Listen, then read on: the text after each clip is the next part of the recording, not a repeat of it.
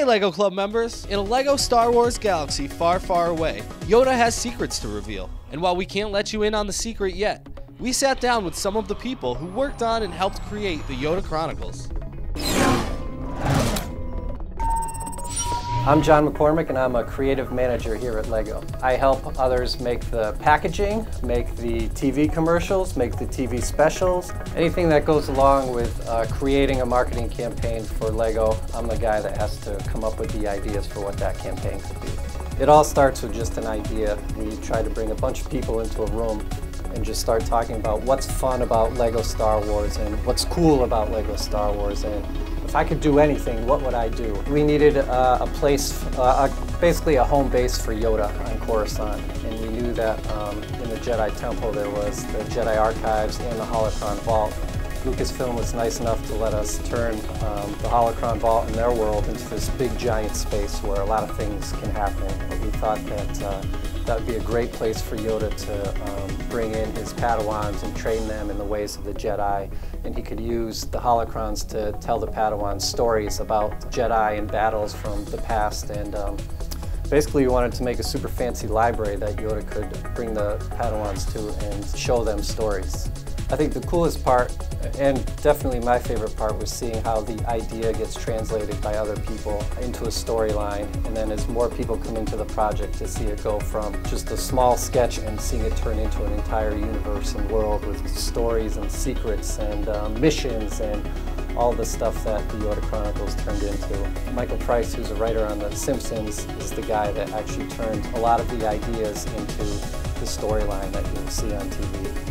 I think the biggest challenge was trying to figure out a compelling enough story that could exist in the Star Wars universe. Star Wars in America is a piece of pop culture and it's lived on for over 30 years, and now we have to come up with our little LEGO version of a Star Wars story. It's an intimidating task to begin with.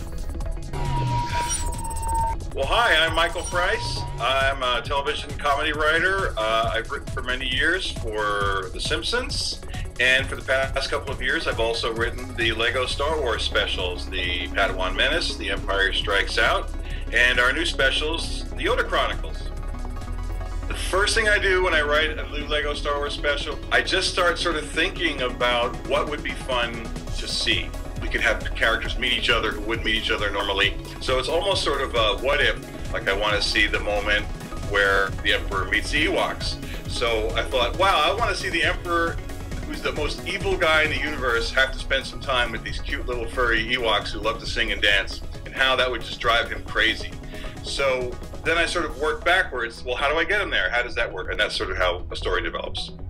The first thing that happens when an episode is approved to write is that I write what's called an outline, which is around a 7 or 8 page sort of, it's not in script form, it's in prose form, where it's sort of just laying out each scene, what's going to happen.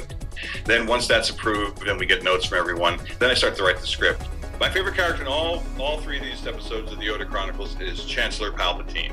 To me, he has the funniest situation of anyone in Star Wars, in that he is the most evil man in the universe, and he spent years and years and years hiding that evil and pretending on the outside to be the nicest man in the universe. And it makes me laugh to think of what his day must be like, where he has to sort of constantly switch back and forth. So he's my favorite character.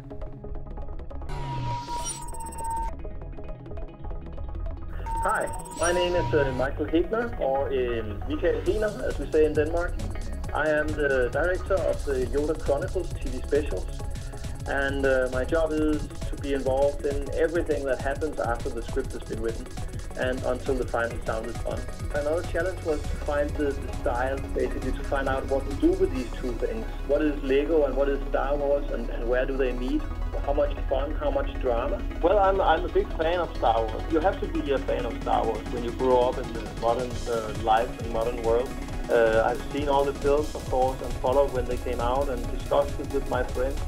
When I was a kid, getting a camera was not possible, or it was very expensive. Today they have a camera, all of them. They have cameras in their phones, or at least the family has a camera of sorts, and you can go online, you can find a free editing program. So my advice is really to just take whatever camera, take whatever editing program, and then play with it. Sit down, make a small story, try to plan it, and go out with your friends and shoot it and see what happens.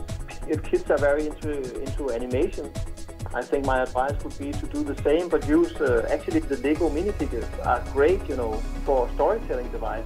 Set up your camera, build your locations in Lego, and film it. I had a lot of Lego when I was a kid. It's part of my history, and it's a great thing to work with.